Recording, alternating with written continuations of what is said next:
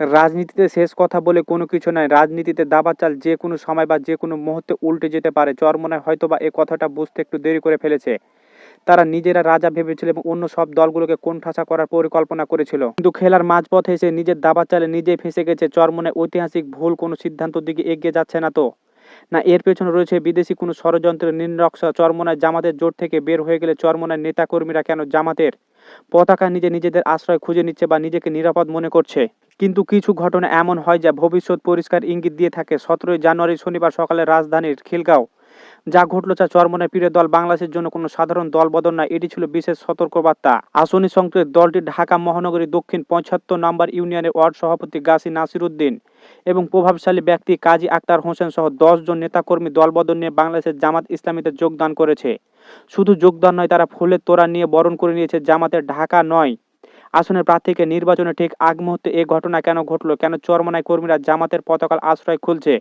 এটা কি শুধু একটি দলবদল নাকি চরমোনার ভুল রাজনৈতিক কৌশলের প্রতি কর্মীদের অনাস্থা? আজকের ভিডিওতে দেখবো আমরা মাঠের এর বাস্তবতা। চরমোনা যখন জোট ছাড়লো তাদের অঙ্কটা ছিল একবারে পানির মতো সোজা। তারা ভেবেছিল তারা যদি 11 দলের জোট থেকে বেরিয়ে যায় তাহলে বাকি 9টি দল থেকে জোট থেকে বেরিয়ে যাবে এবং জামাত ইসলামী রাজনৈতিক মাঠে একা হয়ে যাবে। কিন্তু তারা এখানে ভুল করেছে।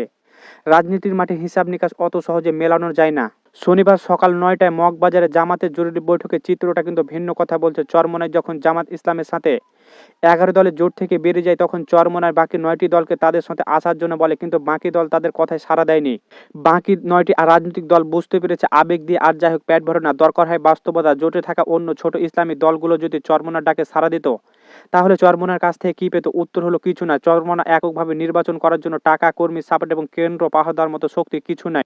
উল্টো জামাতের সাথে থাকলে তারা ফ্রিল্যান্সিং, লজিস্টিক সাপোর্ট বা ম্যান পাওয়ার সব ধরনের সাপোর্ট পাবে।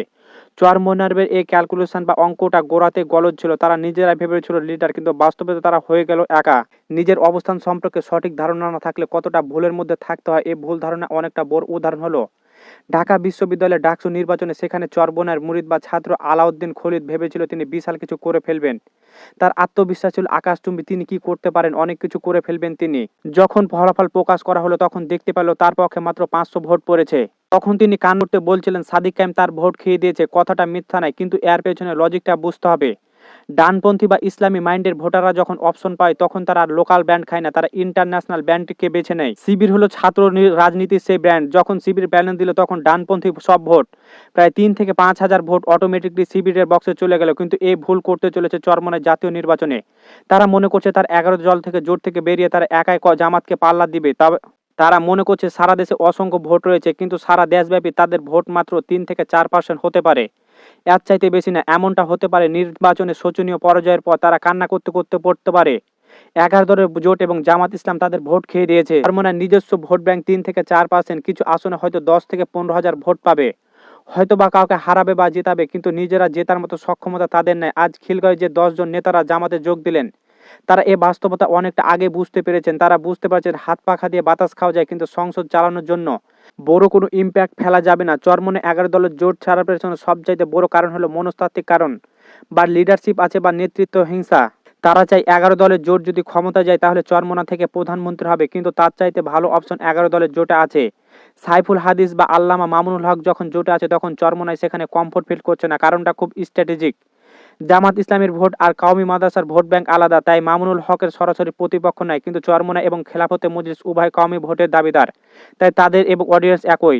আল্লামা মামুনুল হক যদি চরমোনার ডাকে সাড়া দিয়ে 11 দলের জোট থেকে বেরিয়ে চরমোনাই জোটে বাধ্য হতো তাহলে চরমোনাই আধিপত্য মেনে নিতে হতো, কারণ চরমোনাই ইসলামিক দলে রয়েছে এবং সেখানে বাইরে থেকে কেউ দলের প্রধান হতে পারে না। পীরের ছেলে পীর হয়, এটা নীতি। কিন্তু আল্লামা মামুনুল হক বিদেশের কোন ইশারা জামাতের জোট থেকে বের হয়ে যায়নি, তিনি জামাতের সাথে নিজের অবস্থান বজায় রেখেছে। উপমহাদেশের প্রখ্যাত আলেম আল্লামা মামুনুল হক যখন বাস্তবতা বুঝে জোটে থাকলেন, কিন্তু চরমোনাই হিসাব নিকাশে ভুল করেছে। ক্ষমতার লোভে পড়ে চরমোনাই বিদেশি ইশারায় জোট ভাঙল এবং অভিযোগ এখন বাতাসে ভাসছে, এর দায় তাদের আজীবন বইতে হবে। জোট ভাঙার পিছনে সবচাইতে দাবি ছিল চরমোনাই এনসিপি নাহিদুল ইসলামের আসনটি চেয়ে বসেছিল। যে নাহিদ ইসলাম জুলাই বিপ্লবের বা 24-এর গণঅভ্যুত্থানের প্রধান চরিত্র, এই আসনটি জামাত দীর্ঘদিন পরিশ্রম এবং ভোটারদের মাইগ্রেশনের ফলে আসনটি তৈরি করেছে। কিন্তু তারা নাহিদ ইসলামের সমর্থনে বা নাহিদ ইসলামের আসনটি ছেড়ে দিয়েছে, কিন্তু চরমোনাই এই আসনটি চেয়ে বসে। এটা কি রাজনৈতিক নাকি ছেলে খেলা? জামাত এই আসনটি তৈরি করেছে দীর্ঘদিনের ভোটার মাইগ্রেশন করে, তারা নাহিদ ইসলামের সম্মান জানিয়ে স্যাক্রিফাইস করেছে, সেখানে চরমোনাই এ দাবি ছিল অযৌক্তিক। ডাকসুতে তাদের ছাত্র সংগঠনের নারী প্রার্থী ছিল। এই দ্বিমুখী নীতি বা অতিরিক্ত লোভ তাদের ডুবিয়েছে। সবচেয়ে উদ্বেগের বিষয় হলো বিশ্লেষকরা বলছে চরমোনাই এই সিদ্ধান্তের পেছনে বিদেশি রাষ্ট্রের ইশারা থাকতে পারে। যখন ইসলামী শক্তি এক হয়ে রাষ্ট্র ক্ষমতা যাওয়ার সুযোগ তৈরি হলো, ঠিক তখন এই বিভাজন কেন? কেন জামাত ছাড়লো মামুনুল হক ছাড়া? কি সেখানে চরমোনাই কেন অনর? তারা কি চায় না নাহিদ ইসলাম বা ইসলামিক ক্ষমতা থাক, নাকি তারা চায় ইসলামী ভোট ভাগ হয়ে সেকুলার অন্য কোনো শক্তি জয়লাভ করুক এবং ক্ষমতায় যাক? ওনার নেতৃত্বটা যখন বিদেশি ইশারা 11 দলের জোট থেকে বেরিয়ে গেল, তাদের এজেন্ডা বাস্তবায়ন করার জন্য উঠে পড়ে লেগেছে। আর ঠিক সে সময় ঘটে গেল আরও চমকপ্রদ ঘটনা। 2024 সালে গণঅভ্যুত্থানে যখন উচ্চপদস্থ সেনা কর্মকর্তারা জুনিয়র অফিসারদের ছাত্রদের উপর গুলি করার জন্য চাপ প্রয়োগ করলো, তখন জুনিয়র অফিসাররা সাফ জানিয়ে দেয় তারা কোনো সরকারকে টিকে রাখার জন্য ছাত্রদের গুলি করবে না এবং বিদেশি শক্তির দাসত্ব মেনে নেবে না। ঠিক তেমন একটি ঘটনা ঘটেছে। খিলগাঁওয়ের নেতারা আজ জামাতে যোগ দিয়ে প্রমাণ করেছে এই ফরেন এজেন্ট বা বিদেশি ইশারা মেনে নেবে না। তারা অক্ষপটে হাঁটতে চায়, সবাই মিলে একত্রে কাজ করে দেশকে এগিয়ে নিতে চায়। ইতিহাস কথা বলে আজ বাংলাদেশে যা ঘটছে ঠিক একই ঘটনা ঘটেছিল মিশরে, যেখানে মুসলিম ব্রাদারহুডের ডক্টর মুরসি যখন প্রেসিডেন্ট হলেন, তার জোটে ছিলেন সালাফিপন্থী ইসলামী নূর পার্টি। এই নূর পার্টি ছিল মিশরের চরমোনাই। মুরসি ক্ষমতা বসার 3 মাসের মাথায় এই নূর পার্টি সেনাবাহিনীর সাথে ষড়যন্ত্র শুরু করলো। তাদের দাবি ছিল মুরসি কেন এখন খেলাফত ঘোষণা করছে না, কেন হাত কাটার আইন জারি করছে না। তার চাপে মুরসি যখন তাড়াহুড়া করে কিছু পদক্ষেপ নিল, তখন ডিস্ট্রিক্টেশন বা আন্তর্জাতিক ষড়যন্ত্রকারী তাকে 1 বছরের মাথায় ক্ষমতাচ্যুত করলো। আর সে নূর পার্টি তারা স্বৈরাচার সিসির সাথে হাত মেলালো। আজ বাংলাদেশ 11 দলের জোট হওয়ার পর অনেক আশঙ্কা ছিল চরমোনাই কি সে নূর পার্টির ভূমিকা পালন করবে। আল্লাহ যা করেন মঙ্গলের জন্য করেন। নির্বাচনের আগে তারা চলে যাওয়া হয়তো সাপ বর হয়েছে। জামাত এখন সেই সম্ভাব্য ষড়যন্ত্রকারী বীজ থেকে মুক্ত। জামাতে আলীর ডাক্তার শফিকুর রহমান খুব প্রজ্ঞার সাথে বলেছে, আমরা অ্যাক্সিলারেটিং বা বিদ্যমান আইন সংশোধন করে আপাতত দেশ চালাবো। জনগণ চাইলে পরে সরিয়ে হবে। এটা নিয়ে যার অপপ্রচার চালাচ্ছে তারা কি নবীর সিরাত বা জীবন চরিত্র বোঝেন? জোশের সাথে হুঁশ থাকতে হয়। আসল দলিল দেখি। রসুল সাল্লাল্লাহু আলাইহি সাল্লাম মদিনায় গিয়ে 17 মাস বাইতুল মুকাদ্দাসের দিকে নামাজ পড়েছেন। তিনি জানতেন আসল কিবলা, তবু আল্লাহর হুকুম ও সময়ের জন্য অপেক্ষা করেছে। মদ একদিনে হারাম হয়নি। আল্লাহ 3 স্তরে 3 বারে মদ হারাম করেছে, কারণ সমাজে প্রস্তুত করতে হয় একদিন যুদ্ধের ময়দানে দিন বিজয়ের। রাসূল সাল্লাল্লাহু আলাইহি সাল্লাম পরিস্থিতির কারণে সালাত কাজা করতে বাধ্য হয়েছিলেন। বদর, মক্কা বিজয় তিনি রোজাও ভেঙেছিলেন। এগুলো কি আপোস না, এগুলো হলো হিকমা বা প্রজ্ঞা। রাষ্ট্র পরিচালনা কোনো আবেগ দিয়ে নয়। হুট করে খেলাফত ঘোষণা দিলে বিশ্ব শক্তি আপনাকে একদিনও টিকতে দেবে না। ধীরে ধীরে সমাজ পরিবর্তন করে আইন প্রতিষ্ঠা করতে হয়। জামাত সে নবীর পথে হাঁটছে। আজকের এই বিশ্লেষণ শেষ কথা, ইসলামী রাষ্ট্র প্রতিষ্ঠা শুধু জামাত বা গরম বক্তৃতা যথেষ্ট নয়।